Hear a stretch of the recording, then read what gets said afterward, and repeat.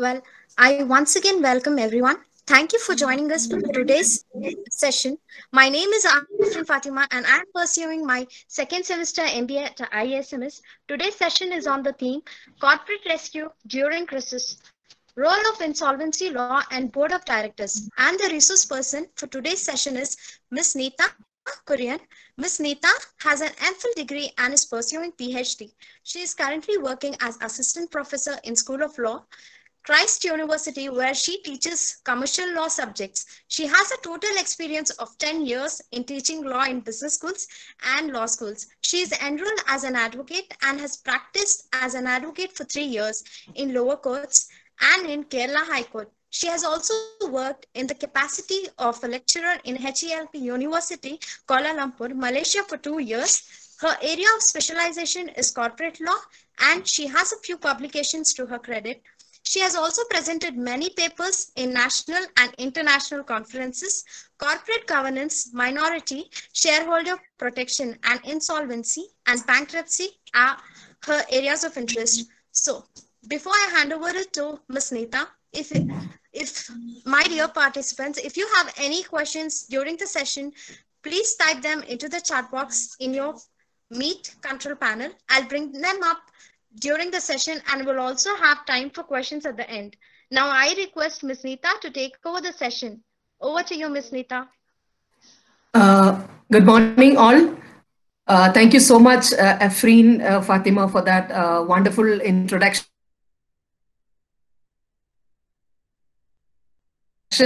I hope I'm audible. Before I start the presentation, I would like to express my sincere gratitude to the organizers of this workshop for giving me an opportunity to interact with your students.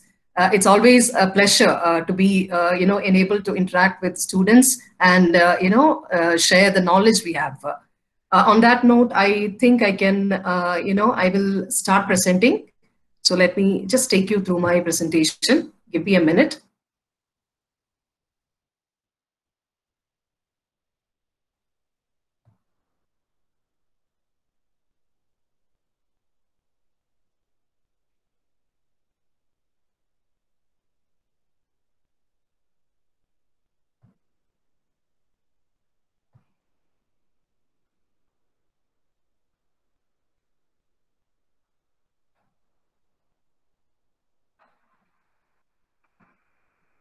I hope I can see, you can see the slides. One second. Yes, ma'am. It's visible. Yes, ma'am. Just a second. It's taking a bit of time. It's just loading. Neeta, it is now visible to us. It's clear. Yeah.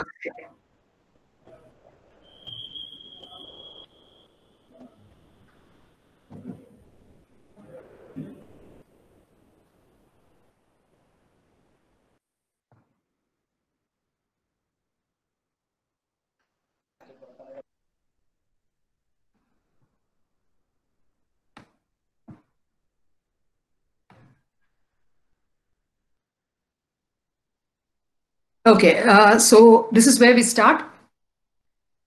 I think I will just put it in that full mode. Just give me a minute.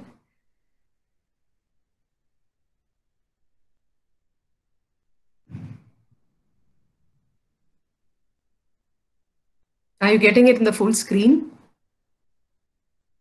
It's not in full screen, it's in slideshow. It's okay, but you can go ahead. It's visible, ma'am. It's clear. And okay. Yeah, I think it's, I think then I am good to start. Okay, so the topic today, what we'll be discussing would be about corporate rescue during crisis, role of insolvency law and board of directors. Okay, so before I go a little bit more into the topic as such, I would like to take you through the next slide, which is about the is about the aims of this, this whole session. I think the internet is a bit slow; it's not moving.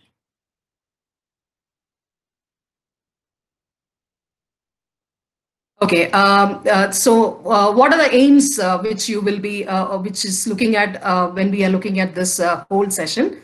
The first, what I would like to, bring to this session is I feel that you would be able to understand the concept of corporate rescue in a little more detailed way. I feel that you have a preliminary understanding of it. So little bit more in detail, we will be able to look at it and why it is important. Corporate rescue, the reasons, the need of corporate rescue, that you will be able to get from this session. I also feel that it's very important to introduce you, the participants, to the basic principles of insolvency law. So this is from a very a legal perspective, or from the perspective wherein you would get a lot more knowledge or idea on the procedure and working of the present law we have in India dealing with insolvency, and that is the Insolvency and Bankruptcy Code. There has been a lot of talk, and this is a very, very, very emerging area. So it's very important that as future business entrepreneurs, you have a fair idea about the working and what is the procedure when we talk about corporate rescue. How is it right now dealt with in India through law, right? Now, the third point we will be looking at would be to understand the obligations and liabilities of board of directors of a company in an insolvency. As the topic given to me very clearly looks into these three aspects: what is a corporate rescue, why it is important, the role of insolvency law in dealing with corporate rescue, and what is the obligation and liabilities of the board of directors of a company in an insolvency. It is very important, to connect these three topics together to get an overview of the whole area of our discussion.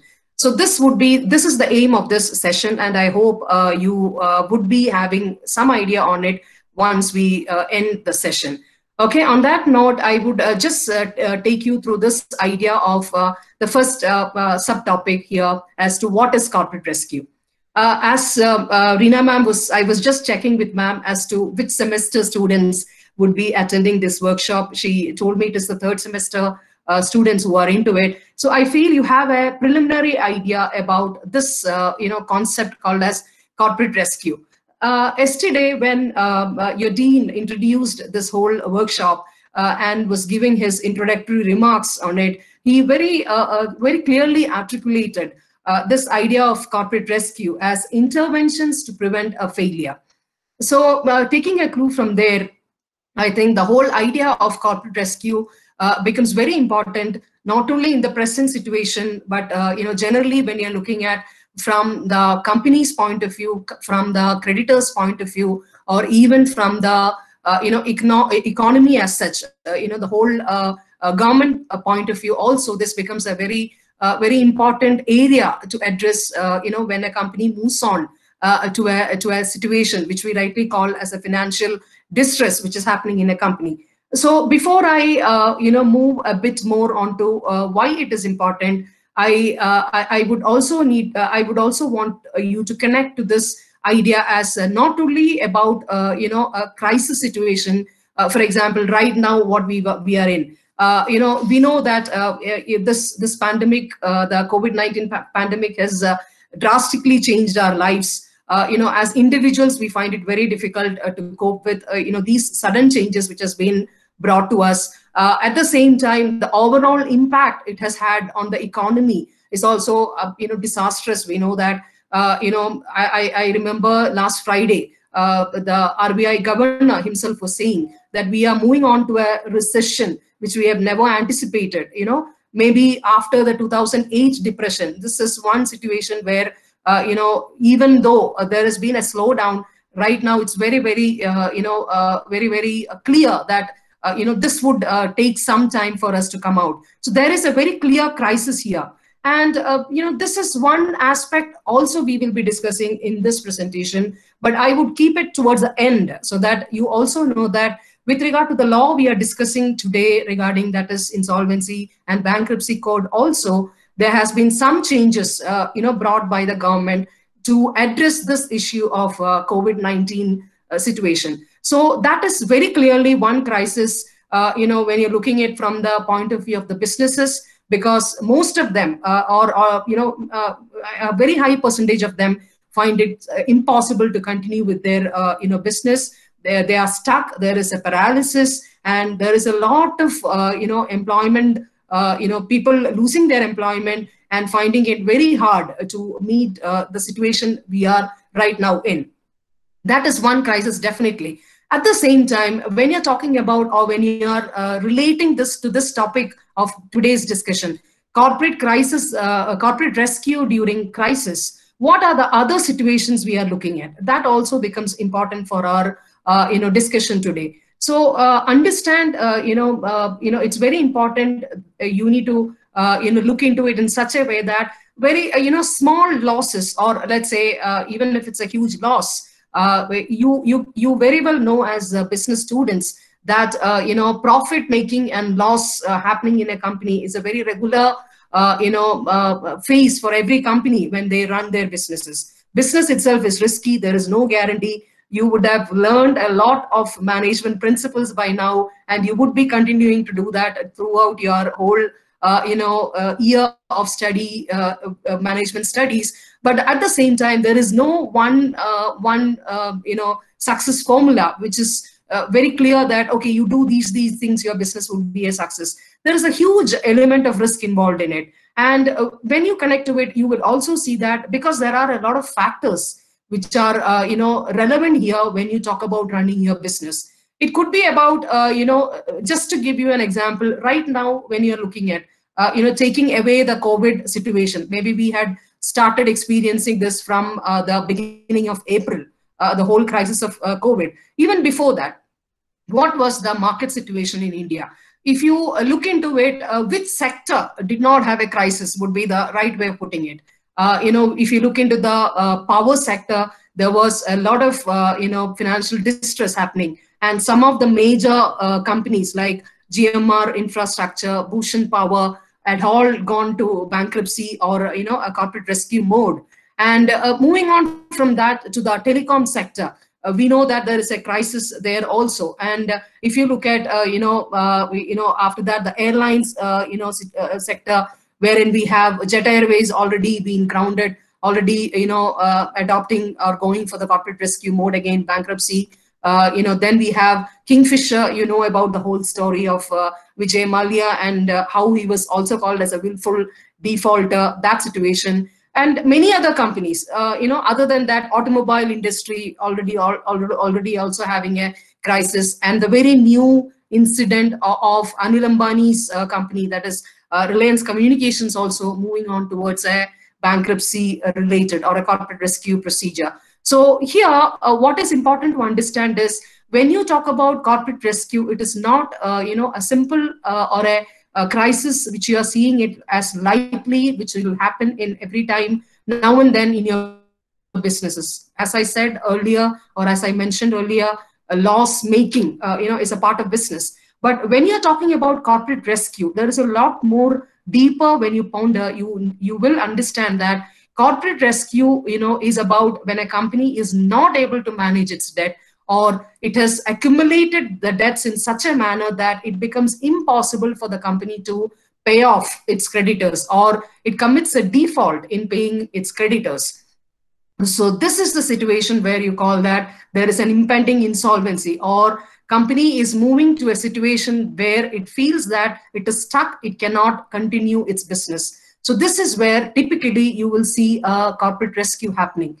Now, I want to ponder, or I want to pause a bit on this second question. I hope you can see my cursor. That is why it is important that we need to look into it, or we need to address it in a lot more seriously. Why it is important. So here I will pause a bit, and I want some reflections from you, or some answers related to it, as to what is your idea that why it is important, or what is a need for corporate rescue as far as a company is concerned. You may put in your responses in the chat box, and I hope I would be able to see it, or somebody may be able to read to me that.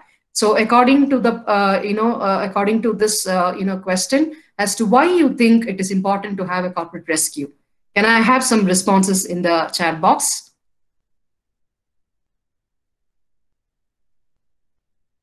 Are you putting it there? I am not able to see it.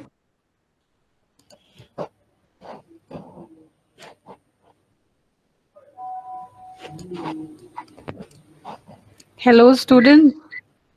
I think ma'am's asked a question. Why do you feel corporate rescue is important in the current scenario?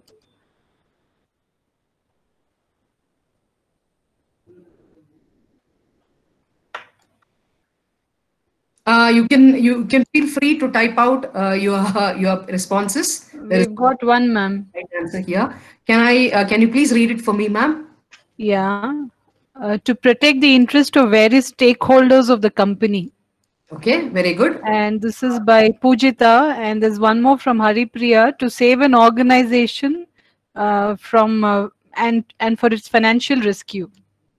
Okay, very, very good. I think, you have, relatively an idea about, why there is a huge need or a requirement of corporate rescue as far as every country for that matter is concerned. So typically, the two responses definitely brought to that point as to why it is important from two different perspectives. One answer was about protecting the interest of every stakeholder. And another answer is about, or another response was about connecting it from the company's side or the debtor's side, right? So with this response, I am very grateful for those responses. So with this response, I would take you to this, aspect a little more detail.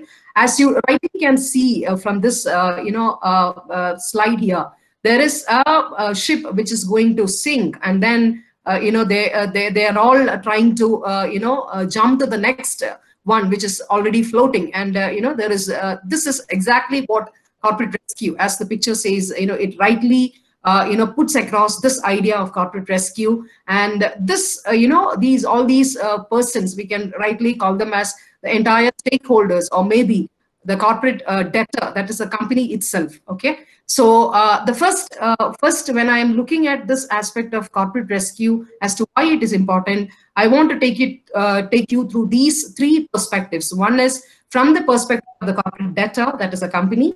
Another would be from the perspective of the creditor, that would be typically the people who have given loan to the company. So here the reference would be to the banks and the financial institutions. And thirdly, I would, or what we would be looking at would be a wider perspective, from the perspective of how it will contribute, or how it would affect the economy as well, or why the government need to step in at an appropriate time. And this is very, very important. The time when the redressal or these mechanism is already there, so that the companies can adopt and can make use of this. That is also very, very crucial. So when you're looking at from the debtor's point of view, or here the company's point of view, we are looking at a stage where, as I said earlier, you are stuck with your business, and right now the available options according to you would be maybe to merge your business, or somebody acquiring your business, or any other way in which you can manage your debt. And this is the typical situation where, as I said, you are into a insolvency related issue where you are unable to pay, or you are unable to balance your debt. So you are desperately, as a company, you are desperately looking for someone to rescue you. And it is very, very important that there is a procedure and a streamlined effort, or a medium or a mechanism whereby your interest gets protected, and you don't have to wind up your company or basically end your company, but you can always restructure your debts, or you would be able to revive the company with by managing your debts. So that is exactly what corporate rescue is as far as a debtor is concerned. Now, moving on to the next aspect of what a creditor is concerned here is again very, very important, because when you talk about a creditor, as I said, we are looking at the banks and the financial institutions generally who provide loans to these companies for their businesses. Rightly, we can say that they contribute to the working capital of the company, without which the company may not be able to meet its regular or daily expenses, right? So it becomes very important that these loans need to be given back or repaid, or no default is made by the debtors when there is a situation wherein they need to be repaying their loans, right? So when you're looking at one company, maybe the consequence wouldn't be there. But when you're looking at 10 companies and when you're looking at 100 banks who have given their loans and are not able to recover them, maybe a collateral is given, maybe a security is given, but at the same time, the banks find it impossible to sell this asset or this security due to a lot of reasons, which is beyond their control. And that was the typical situation we were looking at in India earlier, before we had the IBC coming in to an extent to tackle this whole issue, what we were seeing. So, you are looking at here a rippling effect, or you are seeing, a vicious circle whereby when the debtor commits a default, he is not able to meet his financial obligation, how it will affect the creditor, and how it will affect the business of the creditor. So if you're looking at the business of the banks, relatively a large percentage of their profits come from this interest they charge on the on the loans which they give to the customers, right? So if this becomes a problem. Also rightly called as an NPA crisis. I think you would have heard about this term before also, non-performing asset or a non-performing account. The more it becomes, the more difficult for a bank to manage, also called as a bad loans. And therefore, this causes a heavy burden on the banks. And as I said, individually, when you are looking at it, you wouldn't be seeing this problem as huge. But when collectively you are looking at it, you would you would be able to connect it to the third perspective, which I was telling, that is from the perspective of the economy, or why the government need to take a lot more, proactive measures to see that there is a corporate rescue, because it is going to affect the economy, and indirectly it will also or it will also lead to a situation where the creditors wouldn't be interested anymore in granting credit or loans. So as I said, this has a rippling effect, or it's a vicious circle, and thereby it can also result in a situation where there is a slow growth in the economy, no contribution, no viable environment to do a business also. So this becomes very, very important that we address this, and the corporate rescue at the right time, and there is a mechanism in order to deal with it, so that, as I said, the responses were also looking at the same view, that is, the companies are able to come out of this crisis, which we were just discussing. Now, moving on to to give you a little more clarity on this, let me take you to the next slide, which would give you which would give you a little more idea about this, as I said, how when you are consolidating, when you're looking at it in total, how is it affecting the economy? The same point in a little more detailed way. So, here, as I said, these 12 companies which I have put here were identified as the 12 top defaulters, which means the maximum amount of debt which the banks had was because these companies did not pay their debts to the banks, right? So these 12 top defaulters were identified by RBI earlier into 2017, and that was the time when the IBC was actually starting its operation. So if you're looking at IBC, it was incorporated, or it basically what was formulated in towards the end of 2016 December, right? So it became very important that RBI, as a regulator of the money market, it has to very clearly give this guideline to the banks that no more taking this situation lightly, because there is a huge, NPA crisis right now we are facing. And therefore, immediately, the banks were asked to bring these 12 defaulters. And if you look into it, I have put them in red, some of these steel companies, I have put them in red to give you that drastic effect.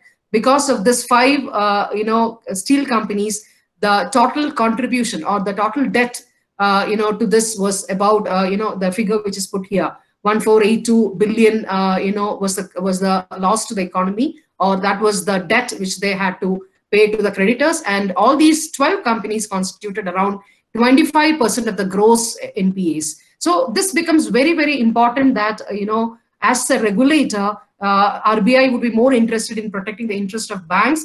But as the discussion we had in the previous slide, it would take us to that rippling effect, or the chain of reaction which is possible when there is a default or of paying debts from the debtor's point of view or from the company, right? Now, here I have also put in one case study to give you this brief idea about how this was dealt, because this was the first case which came to the IBC, or the Insolvency Bank and the new Insolvency and Bankruptcy Code. The first steel company referred to IBC, Bhushan Steel Limited, and the procedure. So here, this discussion I would take you when I take you through this IBC related procedure and how the whole process works, which is going to come in the next subtopic. So when you look into it, what is this resolution plan, which is mentioned in the third point? Resolution plan is those, people, as I said, when there is a debt, when we talked about corporate rescue, we were looking at instances where the company is desperately looking for somebody to, help the company in order to come out of this debt. So this is where we looked into all those possible, restructuring methods, or even a merger and an acquisition part of it we were looking at, right? So here, this talks about these people who are also called as resolution applicants, who come forward and try to, generally it happens procedurally by bidding for this company. And if the creditors, so there is one committee of creditors itself who is constituted for this, and when they look into it, they would accept the best plan, which is giving them the maximum returns.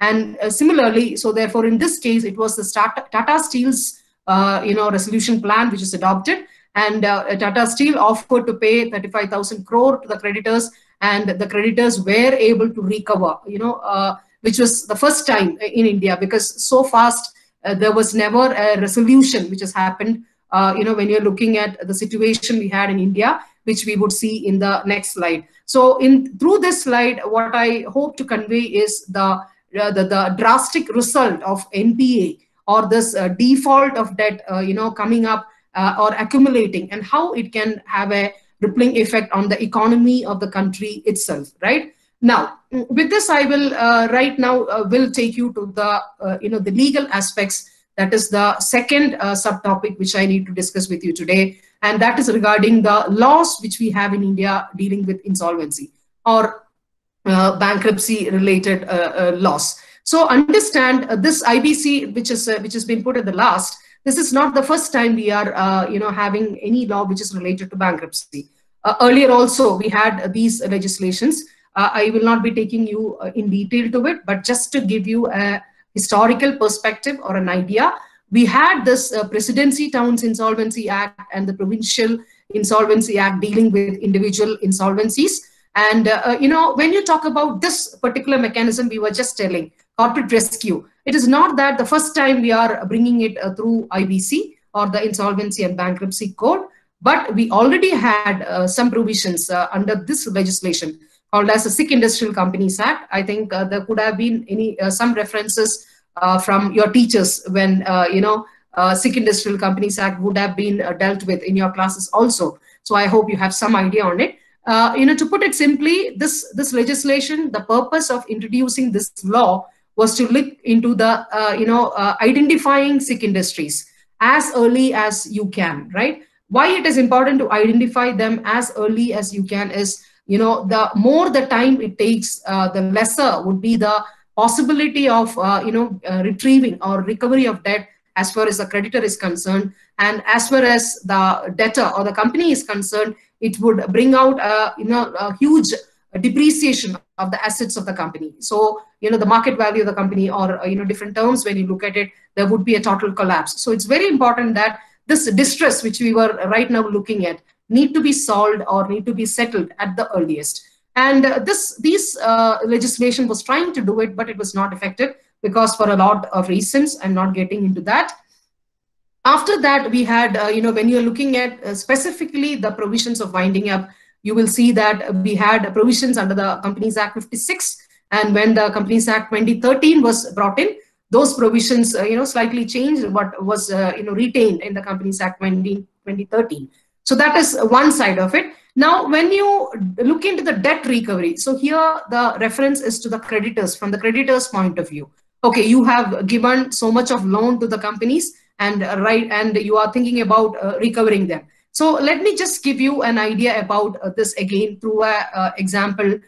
Let's say SBI. Right now that SBI has the highest NPA reported, and because it's a public bank, you also can relate to it. How private sector banks and public banks function, and when you look into closely monitoring these aspects of debt recovery and all, you will see that public banks are a little hesitant or a little slow in that compared to very prudent ways of debt recovery, which is right now being observed by private banks, right? So this legislation we had in India to an extent looked into how this banks and financial institutions would be able to recover their dues. And other than that is RDDBFI, we had the SARFAESI also. I think you would have heard about this legislation also, which again, from the creditors' point of view or from the bank's point of view, where debt recovery was possible. But at the same time, we know that in India, things are a bit slow when it comes to cases. Similarly, due to a lot of reasons, it usually used to stretch. Even when you're looking at the early instances of winding up, you will see that it definitely used to stretch for 5 to 8 to 10 years. So look at take an example, or when you are looking at from your perspective as future entrepreneurs, when you are starting, or maybe some of you have already been associated with a startup, right? So you have already floating your company, and then there is some problem happening. You want to exit your business from your business, but you're stuck because the law or the other mediums which need to give you that opportunity is not doing it. So not for your reason, but for a reason from the government or from the regulator side, you are stuck with this business and you are unable to exit it. So this was the typical problem which India was facing. And I think you would have heard about this global ranking or the ease of doing business, which I think definitely your teachers would have definitely introduced you to. So when you're looking at the parameters how they look at ranking, whether a country has ease of doing business, whether there is a conducive business environment, or whether there is the entrepreneurs there is a promotion from regarding policies from the government. When you look at businesses, you will see that this out of the parameters, one parameter was about this exit. So any country where there is a suitable mechanism in order to end your business, or a streamlined process where there is a lot of clarity that you are exiting your business by looking at in the chat box that comment was put, you are protecting the interest of every stakeholder here, but at the same time, because of no fault of yours, you have not performing well in that business and you want to exit, whether law or the regulators are giving you a platform for that. So this is one reason why India has been consequently, having a lower rank till we brought in the IBC. So if you look at the latest 2020 report, there is a very clear observation from the World Bank also, which talks about how well India has managed with the new code. I would just try to want to read it. The ranking has been improved. Right now, I think it is 77. We have improved drastically with regard to this, mainly because we have a good bankruptcy law right now in India, which takes care of it. And it also says that, let me just take you through that. It says that with the reorganization procedure available through IBC, companies have effective tools to restore financial viability, and creditors have access to better tools to successfully negotiate and have greater chances to revert or get back the money loaned at the end of insolvency proceeding. So even the World Bank is saying that we are doing good with the introduction of this new law called as the Insolvency and Bankruptcy Code. So with that, I think right now we would try to focus our discussion on the new code itself, and I would take you through this procedure of how it works in a little more detail. So moving on to the next slide. As I said, why this law is different from the previous laws we had in India. The first thing what this law has brought in is about a time-bound process. which means that every step of this insolvency, or rightly called as, when you are looking at the way in which it functions right now, if you look at the second point, you are not immediately, going to the second step of liquidation or winding up. The code promises instances where a resolution will always be looked into. So when you are unable to pay your creditors and your creditor drags you to this bankruptcy, tribunal, also called as the NCLT, what happens is, every possible way, is explored as to whether, a resolution plan can be looked into here. So what is more important here is to consider is certain aspects like why resolution proposed first instead of liquidation. So this is the very, very important fundamental thing which you need to understand about an insolvency law, or a good insolvency law. It should always provide you with a mechanism of, restructuring your debt if, as an entity, you are able to do a viable business, or, the business is possible to continue, then every step should be taken to see that this, there is no collapse of this, entity or company, and it is able to continue its business by restructuring its debt. But at the same time, there would be certain instances where it would be impossible to continue that entity as a going concern, and it would be better to, wind up or liquidate that company. Then that is also proposed. So as I said, IBC, how it is different from the earlier laws, which we had a glimpse of right now, is it proposes a resolution instead of a liquidation, as I just said. And this is all done through a time-bound process. So what is this time-bound process? As I said earlier, the whole winding up procedure, exit mechanisms used to drag, the companies to 5 to 10 years, 8 years time. But right now, through IBC, you can settle it in 270 days. Look at the drastic, time difference which has been brought in because of a new law. So IBC section 12 very clearly says that the whole process, that is the resolution process, need to be finishing at 180 days time and a maximum extension of 90 days. And finally, it has to be completed within 270 days. Now, practically, is it happening? We will have our own reservations on it. Some cases it has not been happened, but there are appropriate reasons for that. But at the same time, this is something which the code has promised, and to an extent, it has also done that, right?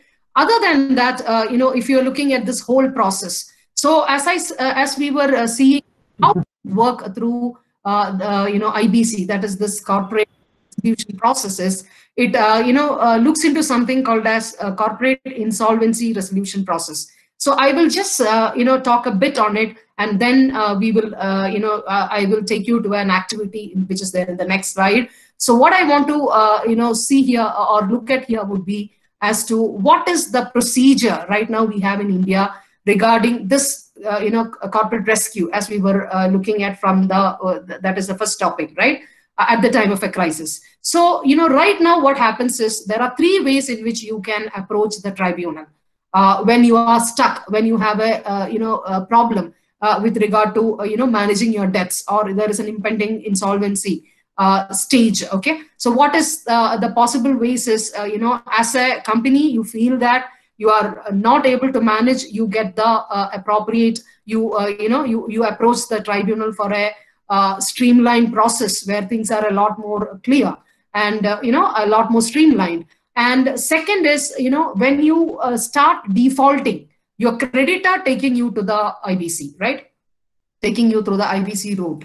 Now, we have seen, why RBI was very stern in giving certain directions to banks. And as a result of it, right now, the banks cannot wait. And it has become, mandatory for the banks that within 180 days, you can try to, talk, or you can try to enter into an agreement, maybe, with this, defaulter, which is the corporate defaulter we are talking about.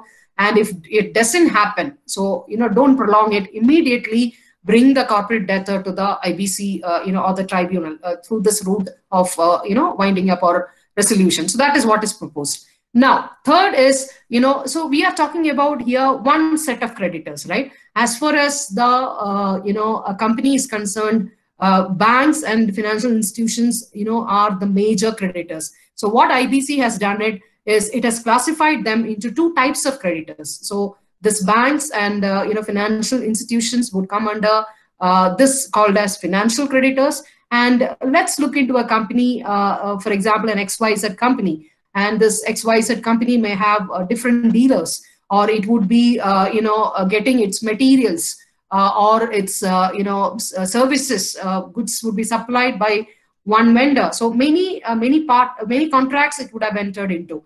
And maybe the company owes money to all of them or each of them. And when there is a default from the company's side in paying them off, can these people be called as creditors? The first question. Second, can they take the company to the bankruptcy tribunal? Second question. So the first question is, can these small people whom company owes money, maybe it could be small company, a small setup, but it has been regularly supplying goods and services to this company, XYZ company. And when the company commits a default, what is the benefit? What is the remedy for them, right? So here the answer is yes. Under the present process, they come under the category of operational creditors, and they are also, their interest would also be protected once the company moves on with the insolvency process. That's the second thing. Other than that, under this, again, there is a few more extensions added. Operational creditors also include maybe your employees. Let's say you are a huge corporate setup wherein you have many employees and you are unable to pay salary. So right now we have that situation, right? Many of the salary cut has happened. Some of them has been, thrown out of the employment. So all those situations. So what is the remedy for them? Can they also bring this company, to a bankruptcy tribunal? That could be another question. And the answer is again, yes. They also come under the bracket of operational creditors. And the third would be the taxes and the dues which the company may have to pay to the government. When the company commits a default there, can the government do it? Answer is again, yes. They also come under the category of operational creditors. So what I'm trying to say here is, when you look at this, the process of how a company is brought to the tribunal in order to kickstart this resolution process would be in three ways. Either the company itself approaches, which is called as under section 10, or the financial creditor. So here the reference is to the banks and financial institutions, they bringing the company. And third is to the operational creditors, which I said under section 9, they bringing this application to the tribunal, right? And another speciality of this code is that it takes into account individual and corporate insolvencies together under one code, and that is why it is also called as a code. Because earlier, when we discussed, we saw that there are different legislations dealing with individual insolvency, bankruptcy, and corporate bankruptcy. Right now, we have brought everything under one code, and we have even brought in. So this is also one very, very, very important step we have taken forward.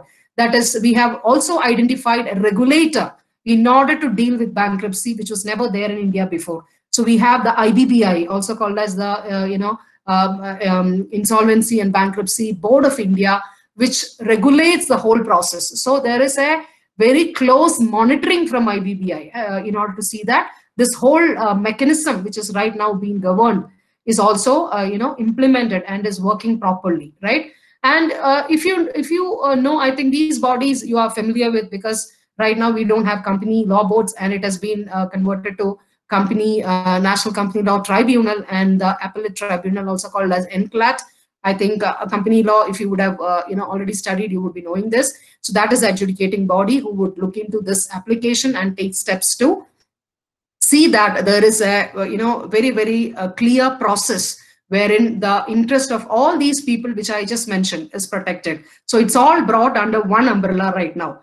So there is no piecemeal, we call legally. Piecemeal litigation is prevented, which means that one person taking multiple cases coming up before the courts, all those things have been taken out, and we have a very clear way of streamlining the whole process right now. Now, the last point again here, what is the role of this insolvency? Who is this insolvency resolution professional mentioned here? Okay, and the idea is it is the that particular officer who would take care of this whole process of resolution, or if it moves to this stage of liquidation, then that liquidation process, therein he would be called as a liquidator also. So who is this resolution professional, and what change has they brought from the previous regime? Earlier, what used to happen is we had winding up, supervised by officers of the High Court, but right now we have, insolvency professionals who are experts with regard to commercial aspects of it. So earlier we had only this legal, knowledge being brought in, but right now we have a mix, because all of them normally would be chartered accountants who have very clear idea about how this whole process works. They would be able to manage, because first, when a company moves into that mode, what happens is the asset and the liability part need to be looked into, and the entire creditors need to be invited with their claims, and the professional, that is the RP, need to closely monitor it, and then look into all these process in a much more professional way. So when a person from this background who understands these concepts, it is always better that he would perform a lot more better, and definitely he can get the help of the corporate debtor also. But that is another issue which we will see in the coming slide when we look into the obligations and liabilities also of the debtors or the companies. So definitely this is also a very important change which has been brought in. So I think with this I will just take you to the next slide. So with this, I hope that you have some idea about the insolvency law right now we have in India, which deals with this corporate rescue. So it is about, one thing which you need to remember is the time bound process. Then first there is a way to rescue you by bringing in a resolution process, and if that does not work, only your company will go to a liquidation, which was never there before, right? So that is something which is very, very important. Now, other than that, the whole process I have told you, and the role of IRP and the adjudicating body, and the role of the regulator. So this if you have some idea, then I think you have good idea about how this code works right now in India, right? So on that note, I think I have talked a lot more. Now we will see in the next slide whether you are able to answer some of this. So I just put it as a quiz. There are no answers here. So we will see whether you are able to relate to the discussion we had now. So the first question, maybe again I can ask you to put your comments in the chat box. So that would be easier, to see that whether you have understood. It is wrong also, it's okay. So the first question is this: which is the new code that deals with resolution and liquidation of corporates and individuals in India? We are looking into that in detail, right? So I'll pause here for some seconds, and would invite your responses here again in the chat box. Please answer. More of you can try that. Let's look into the first.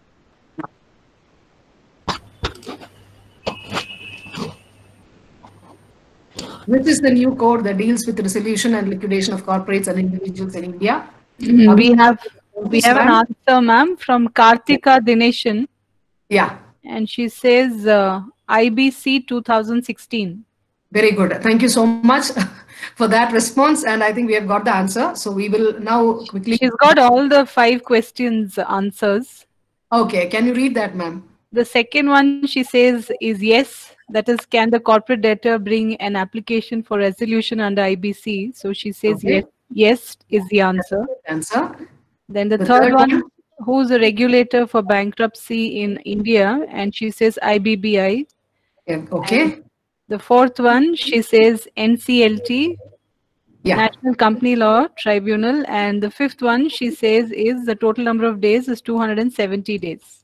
Okay, thank you so much. What is the name of the student? Kartika Dineshan, ma'am. No, she is Kritika Dineshan. She is our student. Okay. Congratulations, Kritika. Okay. So that's great. Anyone else want to try this? Anyway, you have the answer right now, no? So no point, right? So with that, we will. I must say you are very attentive students. Thank you so much for that. Okay. On that note, I think right now we are good to go to the next slide. So I'll just take you there. Now this would be a little more, important for you. That is, when you float your own companies, what is your role? If you, as a promoter or as a director, when you come in, what is your role in cooperating with this insolvency process, which we were discussing till now, right? So first thing, what is there is a huge responsibility right now on the company directors to keep your creditors happy.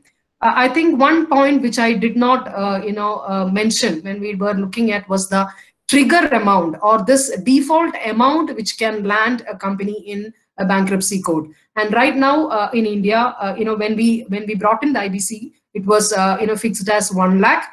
Right now there is a change because of the COVID crisis. They have brought it up to 1 crore. I will take you to that a little later. So keeping the creditors happy, which means that when you are committing a default of more than 1 lakh to one creditor, that can prompt the creditor to take you to the IBC. Now, what is the problem? The problem is that, when the moment you are taken to this bankruptcy code, immediately there is a public announcement. That is how the process works. Immediately there is a public announcement that this particular company or corporation is heading towards bankruptcy. Right now, we know we all know different things from news, right?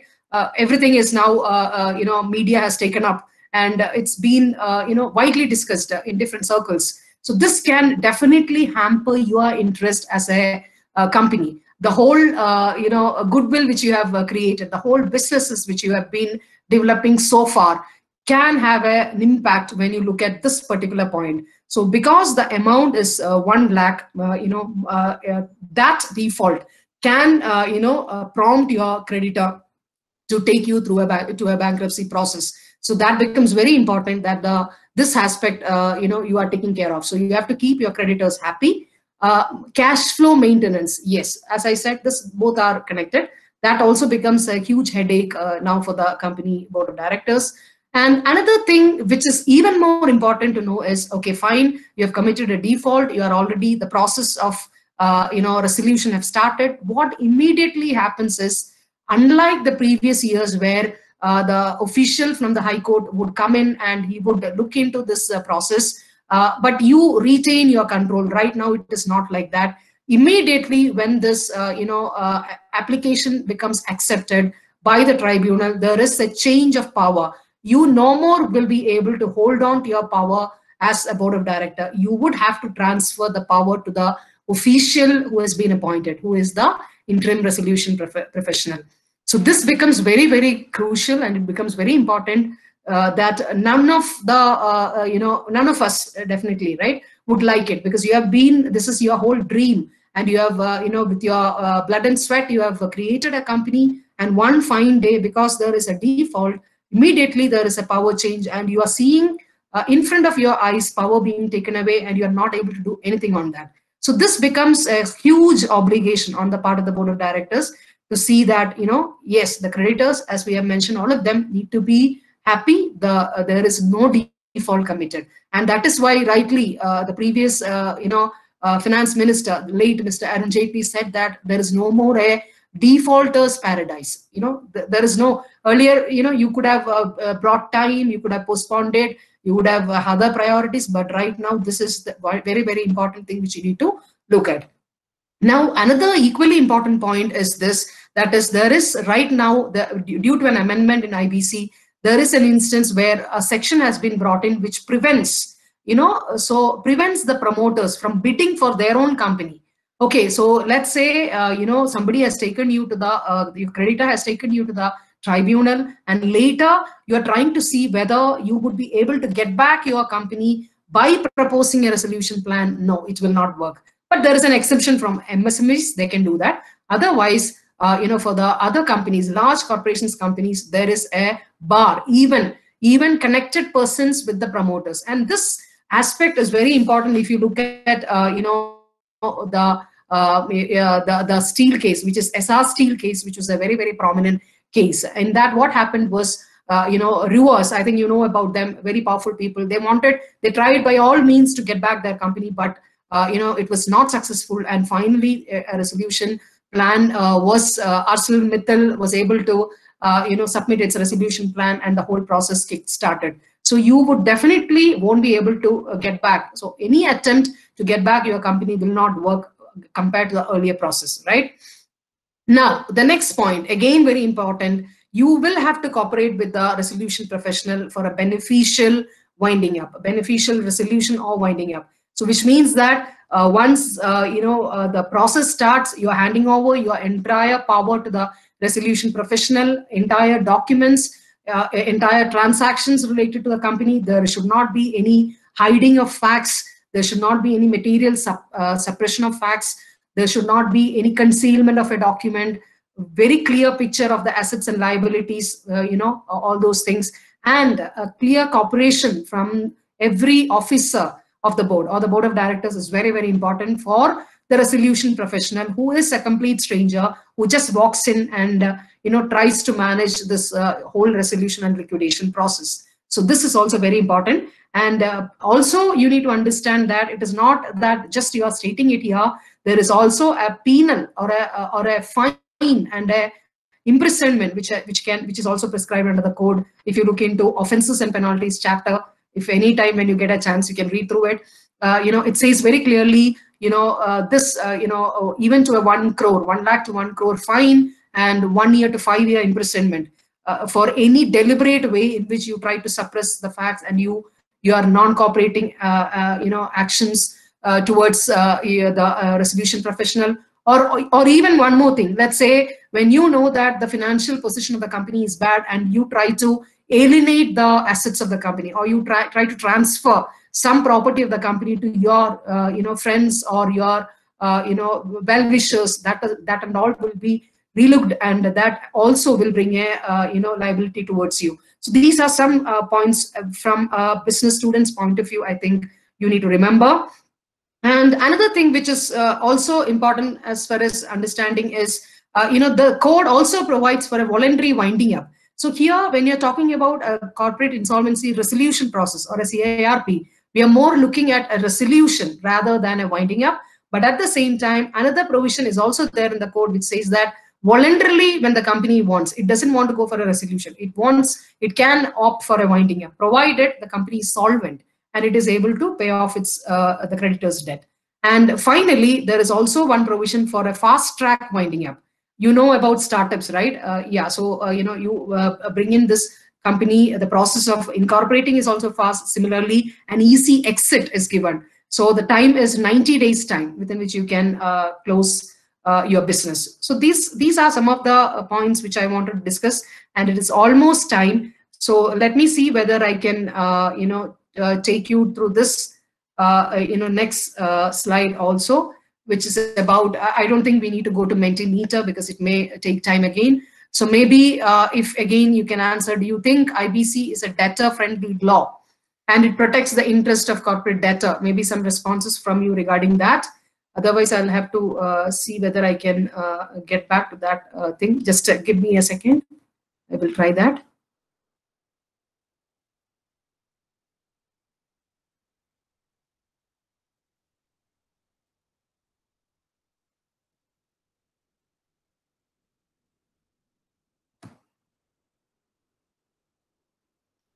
I will try to take you through Mentimeter and see whether you can actually do a poll there. Sorry.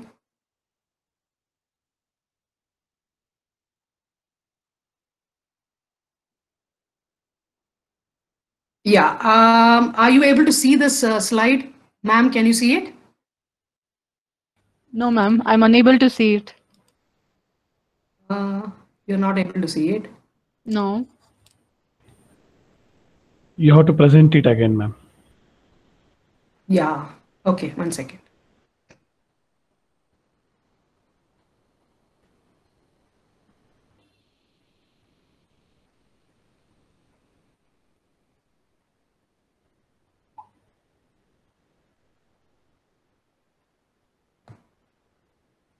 It's taking a bit of time. Sorry for that. No problem, ma'am. Okay, so can you see it now?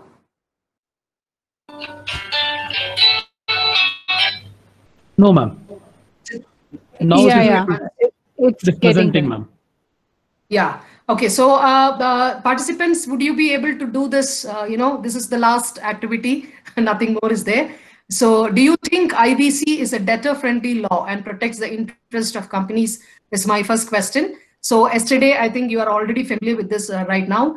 You can go to www.menti.com and use this code, which is 315655, and start polling. I will be waiting. So please try it so that, I also get an idea as to from, business students, what is your perspective on this new law? Only one response. Can we have more, please? 2, good. 3.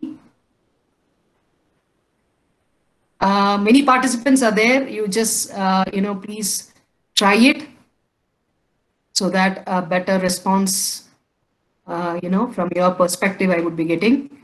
Quickly, 4, no, more can try. So all are saying yes, which is really good. I thought, because there are a lot of discussions which says that it's a creditor-friendly one. So 6 participants, I'll wait for a few more minutes, a few more seconds. Do you think IBC is a debtor-friendly as far as, it protects the interest of companies is what we are seeing here? So this is great. 8 of you, 1 is saying no, okay. One more, maybe we can have a 10 as a better number. 1 of you, please try. Okay, then I will, I have got the responses. So many of you are thinking that it is a debtor-friendly law, which is very good. So you feel that, there is a provision wherein corporate rescue is actually possible through this new law. And I think that should be the takeaway. Now, moving on to the next slide. Will there be a criminal action against the board of directors for non-cooperation in an insolvency proceeding under the IBC? We were just discussing that aspect. Maybe. No, I want a better response. Yeah. Yes, let's have more. The same 10 who have contributed, let's look into them. And a few more can actually try so that we can have in live, we are able to see these responses from you.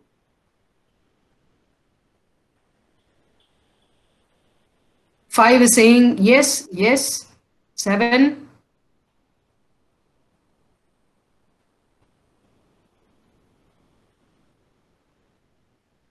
9 responses, maybe and yes is what is put.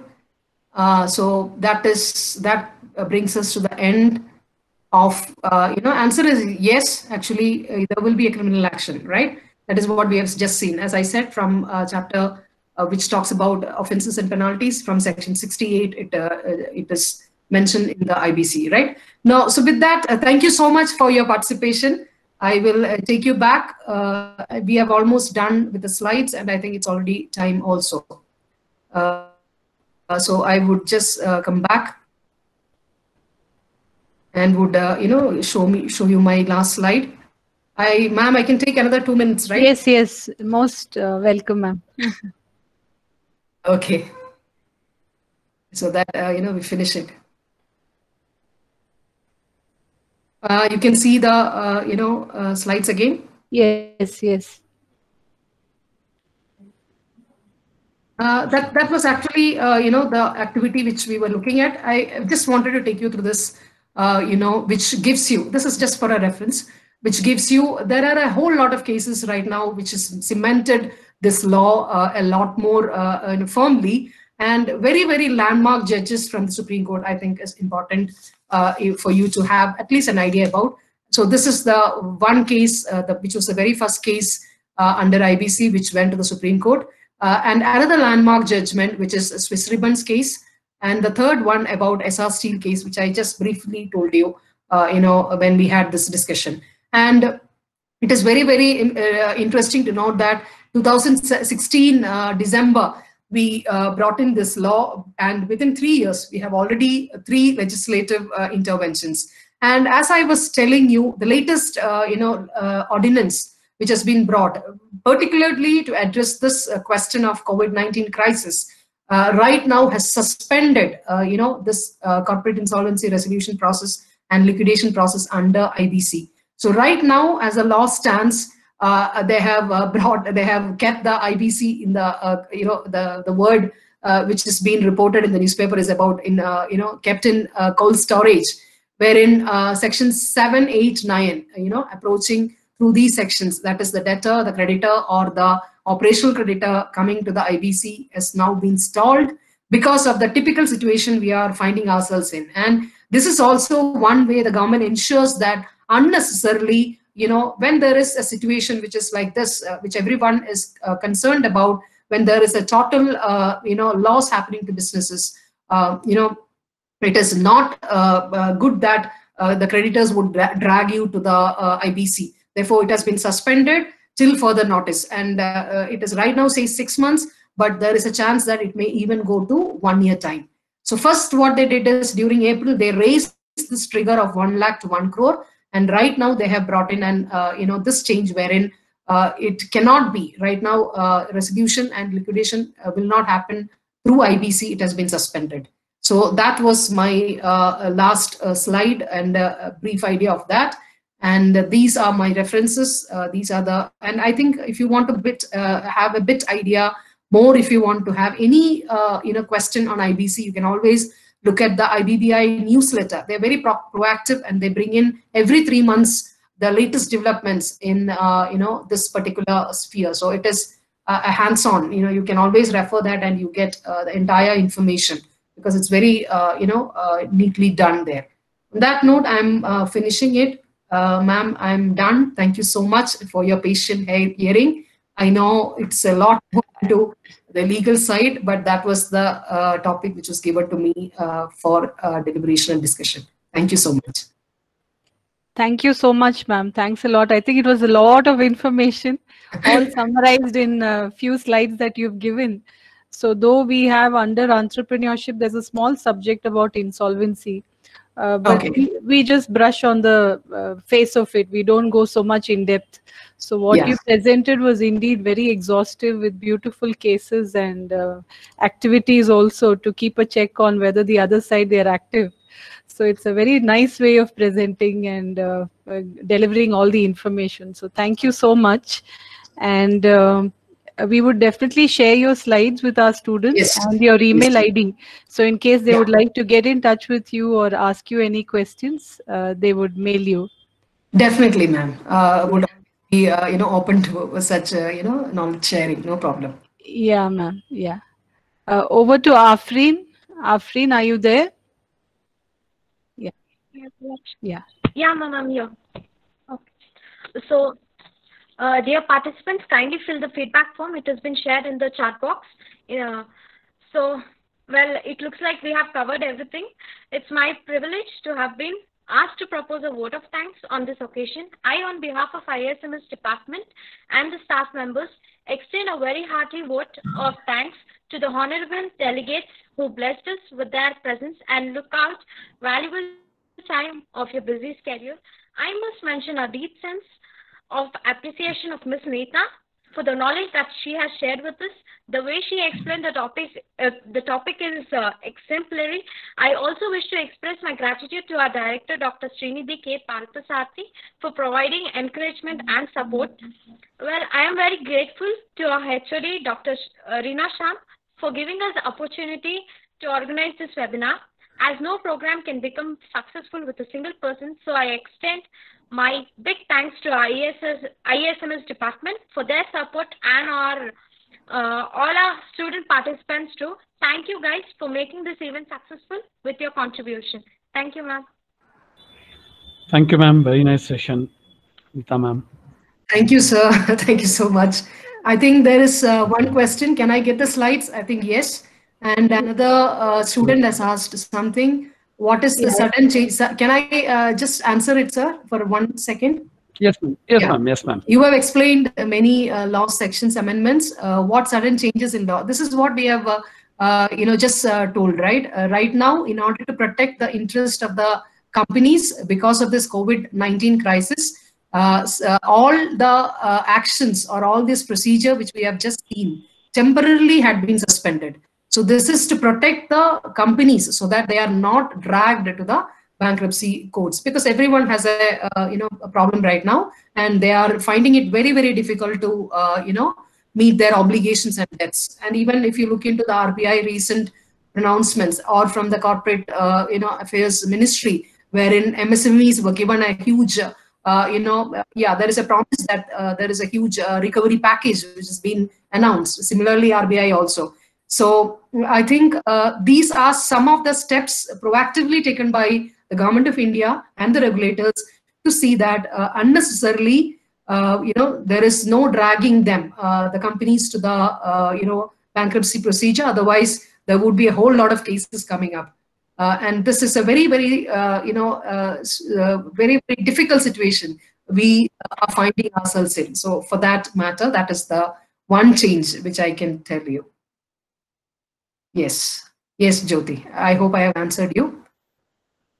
Thank you, ma'am. Yeah. Dear participants, please fill the feedback form. Only then you leave this Google Meet. If there is any challenge, let us know from here itself. We will fix it. So the feedback link is already shared in the chat box. Please mention the correct mail ID to get the e-certificates to your mailbox. Thank you.